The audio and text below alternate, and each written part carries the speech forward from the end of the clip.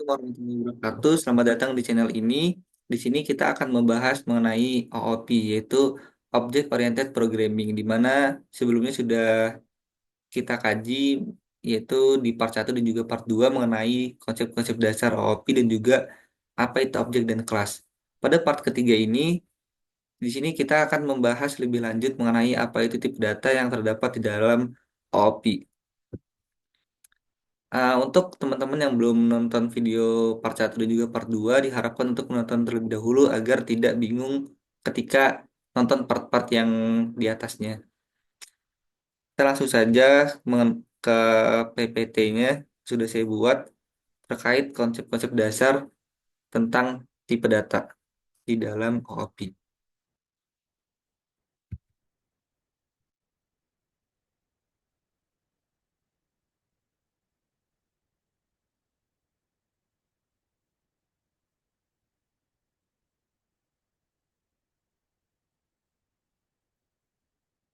Jadi yang pertama itu terdapat pengantar OOP dan juga tipe data. Di sini terdapat definisi OOP yang sebelumnya sudah pernah kita bahas, yaitu OOP itu mengorganisir kode dalam bentuk objek yang berisi data dan juga fungsi.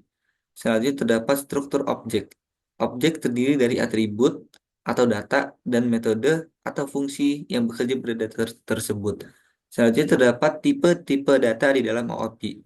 Tipe data ini menentukan jenis data yang dapat disimpan di dalam objek di dalam OOP.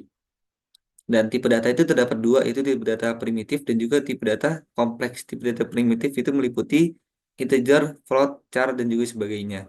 Tipe data kompleks itu meliputi array, struktur, dan kelas, dan juga sebagainya.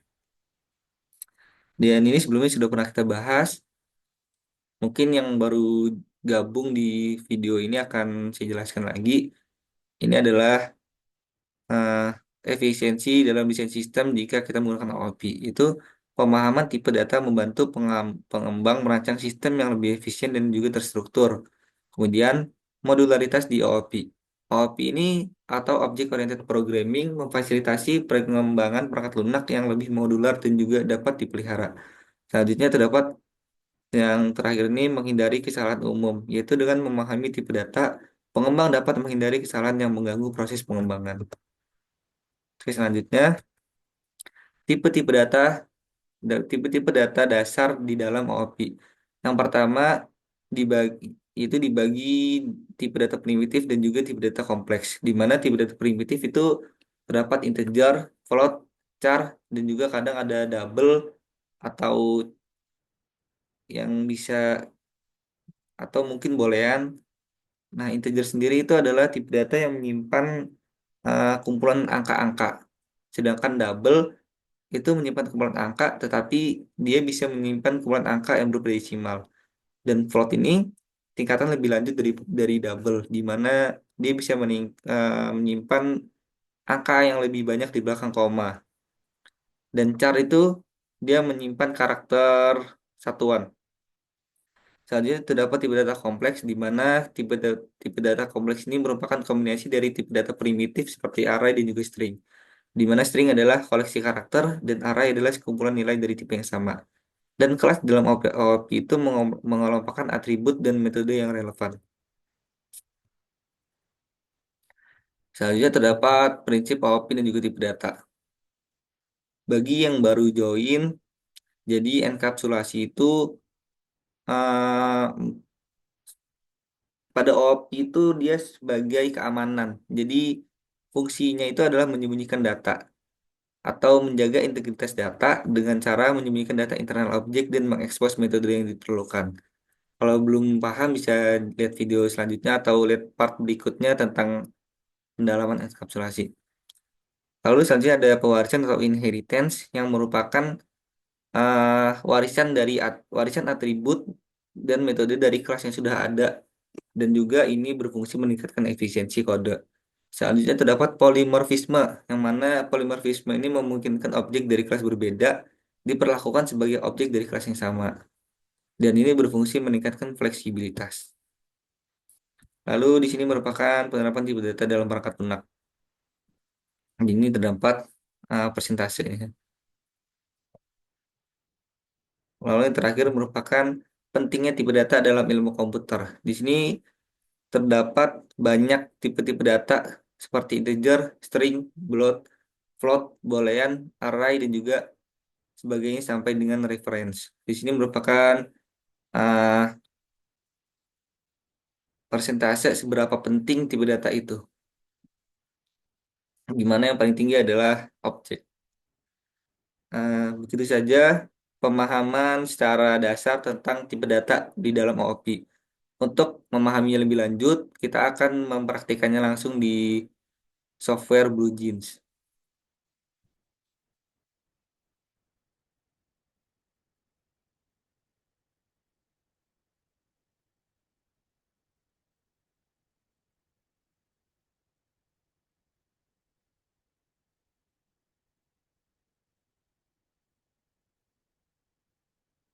Kita buat project baru, namanya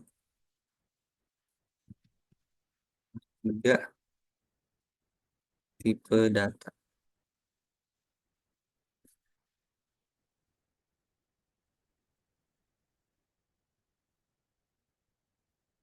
Dan untuk yang belum nonton part 1 dan part 2-nya bisa ditonton dulu dan dicoba-coba terlebih dahulu sebelum mulai ke part yang ketiga ini. Jadi di sini kita akan belajar mengenai lebih dalam tentang apa itu tipe data. Di sini saya mau buat kelas yaitu namanya data siswa, data mahasiswa, data mahasiswa dengan bahasa Java dan juga kelas type-nya kelas. Ini kita ganti, kita rapihin dulu.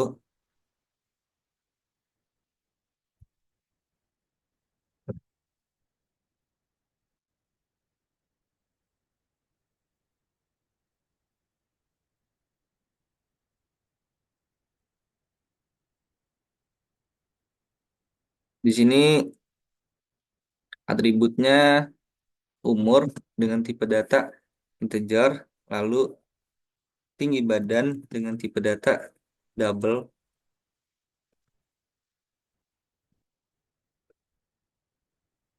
lalu nama dengan tipe data string, dan juga keterangan lulus dengan tipe data boolean. Nah, jadi boolean sendiri itu merupakan tipe data yang menerima masukan atau input berupa true atau false. Jadi ini ketika atributnya adalah sudah lulus, ketika true dia sudah lulus, ketika false dia berarti belum. Jadi kita buat eh, public agar ini bisa diakses dimanapun. Tipe data mahasiswa, string nama,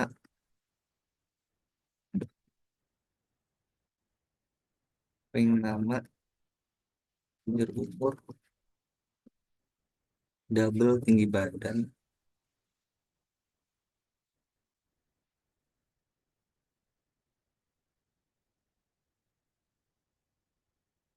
dan sudah lulus.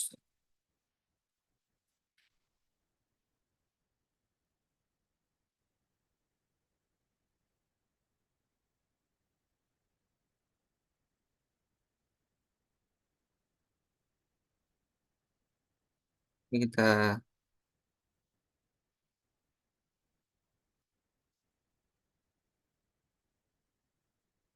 menggunakan this agar, jadi this di sini berfungsi agar atribut nama ini dia ketika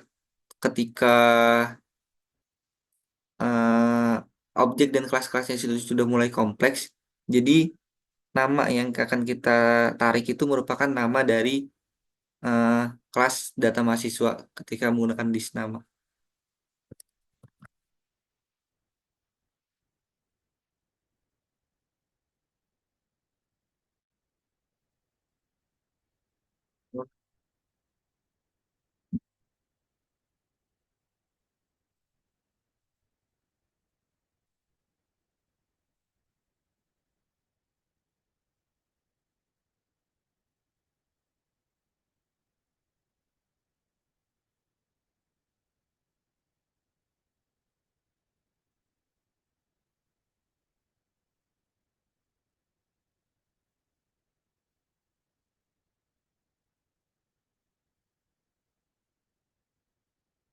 Di sini kita tambahkan fungsi void dengan public agar lebih banyak variasinya biar kalian lebih paham tentang metode-metode yang terdapat di dalam OOP. Jadi setelah ini kalian bisa coba sendiri di rumah biar lebih paham.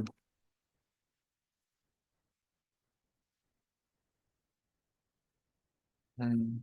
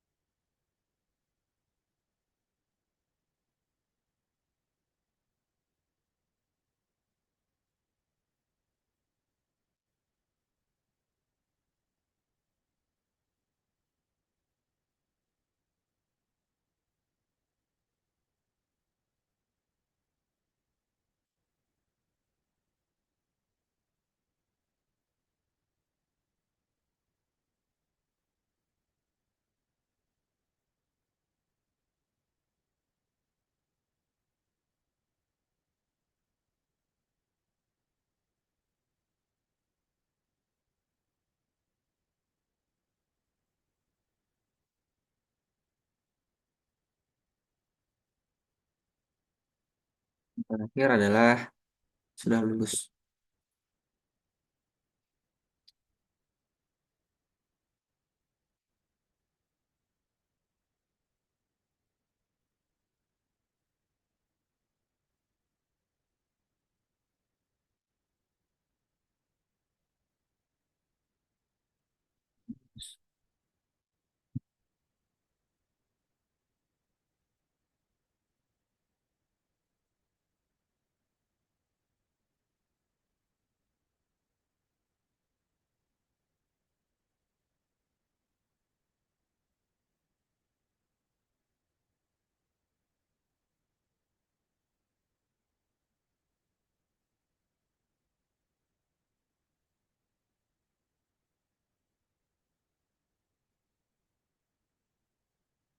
Jadi setelah udah selesai kita compile, kita buat objeknya. Di sini namanya karena dia menggunakan string, jadi kita harus ingat pakai petik dua. Oke, Valerian. Lalu integer umurnya eh 20, tebal tinggi badan 170. Lalu di sini kita truk.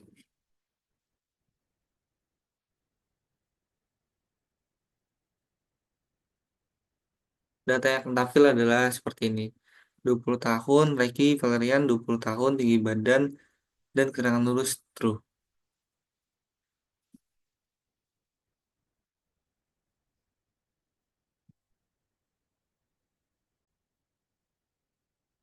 Jadi segitu penjelasan terhadap tipe data. Dan jika kita mau mengubah, eh,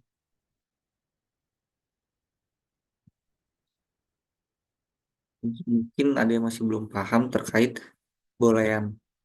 Di sini akan saya jelaskan lebih lanjut yang namanya Ricky Valerian. IV umur 18, badan 106,8. Lalu bolehannya false.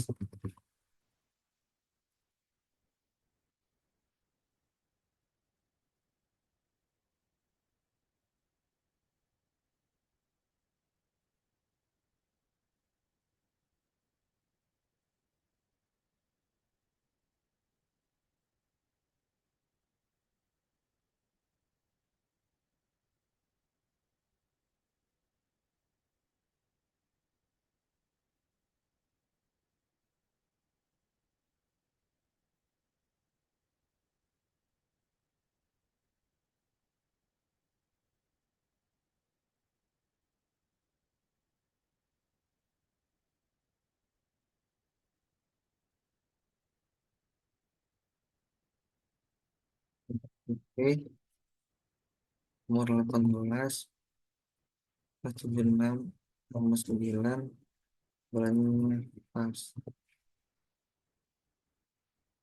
Jadi dia selain false atau true, dia tidak akan menerima input selain false atau true. Jika false, dia akan di sininya false. Dan tadi saya punya kesalahan terkait koma yang harusnya itu jika kita mengetik koma di OOP di BlueJeans itu menggunakan titik. Mohon maaf sebelumnya. Jadi tipe data double ini berfungsi dengan baik terhadap desimal. Lalu bagaimana jika kita mau yang ditampilkan itu bukan true atau false tapi sudah lulus atau belum lulus? Kita bisa coba dengan menggunakan if else. Jadi kita kita edit lagi di sininya kita menggunakan if else pada uh, sistem out print line yang terakhir. Jadi di sini kita ubah if sudah lulus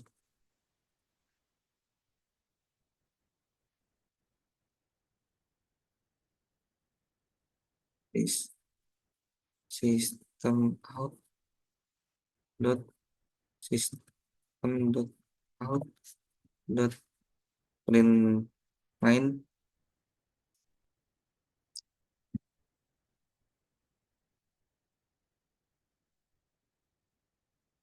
status kelulusan sudah lulus.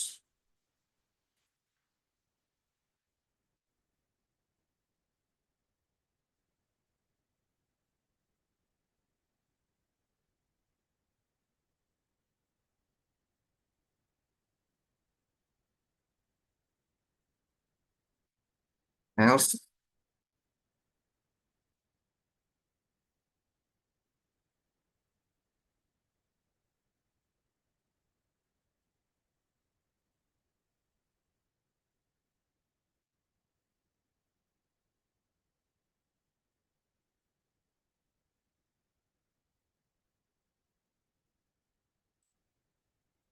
kelulusan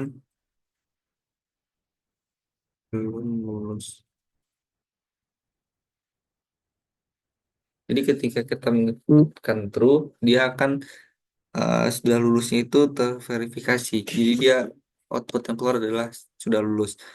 Dan selain itu atau else atau false, dia akan mengeluarkan belum lulus. Kita akan coba langsung. Hmm.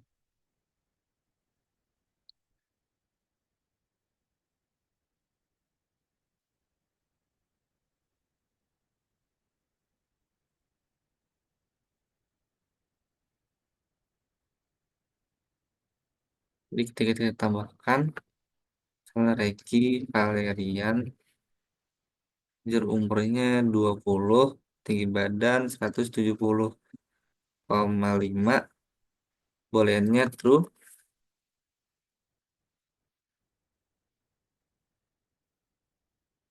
Data yang akan tampil adalah di cetakannya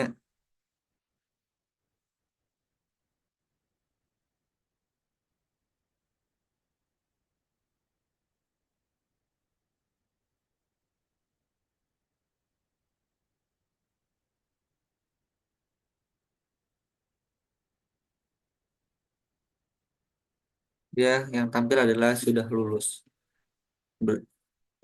Beda dengan yang tadi yang tampil adalah true. Karena kita menggunakan if else maka dia bisa berubah keterangannya. Nah, bagi yang belum terlalu mengerti bisa dicoba juga apa itu if else segala macam bisa dicoba-coba di rumah.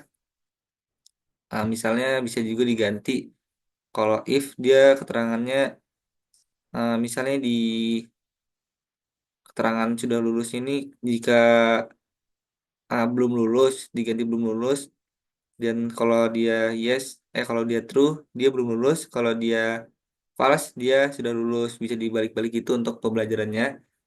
Sekian saja penjelasan tentang tipe data yang terdapat di part 3 ini, dan jangan lupa untuk aktifkan loncengnya untuk menantikan part selanjutnya karena saya akan mengupload eh, untuk part selanjutnya. Sekian dari saya. Assalamualaikum warahmatullahi wabarakatuh.